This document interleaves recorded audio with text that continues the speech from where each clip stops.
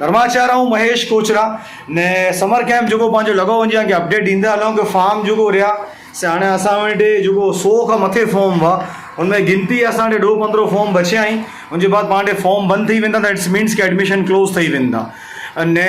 पाण जेको 5 तारीख़ तक पाण फॉर्म इशू करे रहिया आहियूं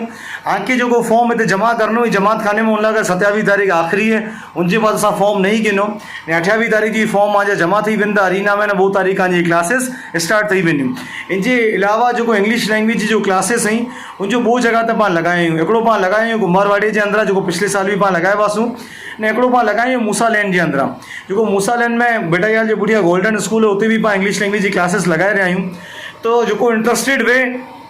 प्लीज़ वो जमात खाने का अची करे फॉर्म रिसीव करे कि ने उते जो टाइमिंग होंगी मूसा लैंड में 7 खां 8 ने 8 खां 9 होंगी ने जो पंहिंजो कुमारवाड़ी में क्लासेस हलनियूं इनमें 4 खां 5 क्लासेस होंदियूं तो जितो जल्दी थी सके पंहिंजो फॉर्म रिसीव करे ने इनमें समर कैंप में एडमिशन गिनी गिनो आगे मातक ने तुसियो जय धणी माता।